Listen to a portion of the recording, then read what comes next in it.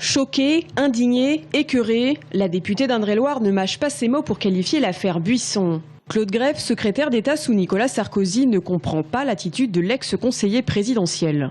Premièrement, je suis choquée qu'un homme puisse enregistrer des conversations privées ou même professionnelles à l'insu des personnes qui sont en face de lui.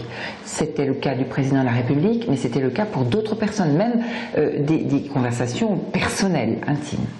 Deuxièmement, je suis choquée de la part d'un conseiller du président de la République qui puisse avoir cette attitude. C'est inacceptable comme comportement. Je suis vraiment choquée, voire écœurée. Au-delà du scandale politico-médiatique qui déferle en ce moment dans les hautes sphères politiques, Claude Greff y voit surtout un problème éthique qui viendrait du personnage lui-même, un personnage qu'elle qualifie de distant.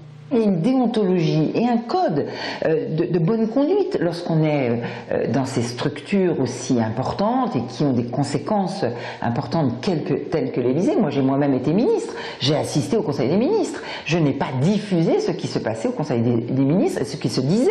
C'est de la trahison. C'est de la trahison pure et simple, d'abord pour le président, mais pour tout le monde. C'est une attitude que je condamne et ça n'est pas l'attitude politique. C'est vraiment l'attitude d'un personnage. Alors après François Fillon, Xavier Darcos ou encore Michel Alliot-Marie, à qui le tour?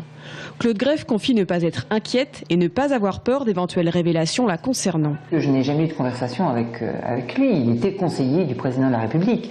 J'étais ministre. Alors maintenant, j'attends de voir ce qu'il disait sur les différents ministres, puisqu'il y a eu le remaniement et je faisais partie de ce remaniement.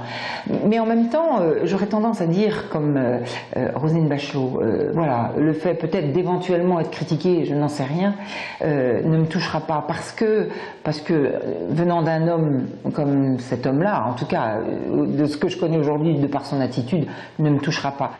À 3 semaines des municipales, et alors que les rumeurs d'un retour de Nicolas Sarkozy en politique vont bon train, ce Sarkolix ne devrait pas rester sans conséquences.